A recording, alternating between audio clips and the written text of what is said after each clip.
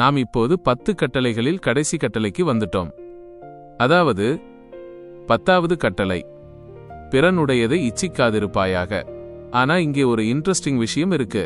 இந்த இச்சை அல்லது டிசைர் என்பதற்கான எபிரேய வார்த்தை காமாத், அதாவது ஆசைப்படுதல்.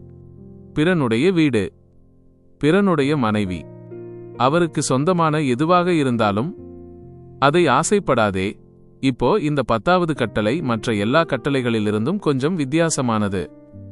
ஏன்னா மற்ற கட்டளைகளெல்லாம் வெளியிலிருந்து பார்க்கக்கூடிய செயல்களை பற்றி பேசுகிறது. கொலை செய்யாதே, விபச்சாரம் செய்யாதே, திருடாதே, பொய்சாட்சி சொல்லாதே, இவையெல்லாம் ஒருவர் செய்வதை வெளியிலிருந்து பார்க்க முடியும். ஆனா ஆசை, அது நம்ம மனசுக்குள்ள நடக்கிற விஷயம், யாராலும் நேரடியாக பார்க்க முடியாது. இதுதான் 10வது கட்டளையின் முக்கியமான பாயிண்ட்.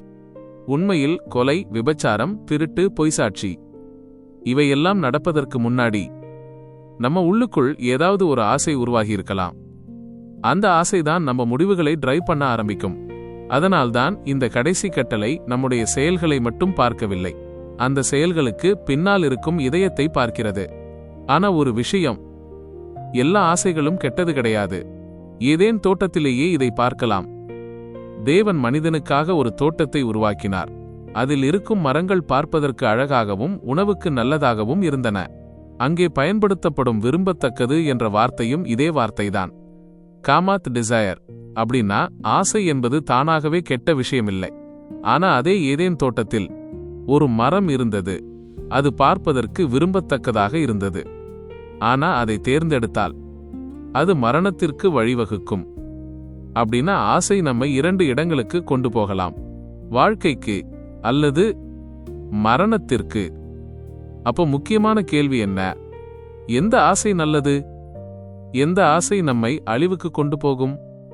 அதைத்தான் நாம் கற்றுக்கொள்ள வேண்டும். தேவனுடைய ஞானத்தை கேட்க கற்றுக்கொள்ள வேண்டும்.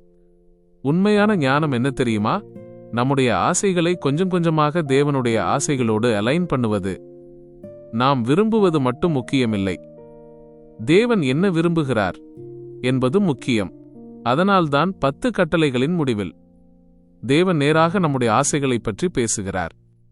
ஏன்னா வாழ்க்கையை மாற்ற வேண்டுமென்றால் வெளியில இருக்கிற செயல்களை மட்டும் மாற்றினால் போதாது, உள்ளே இருக்கிற ஆசைகளும் மாற வேண்டும்.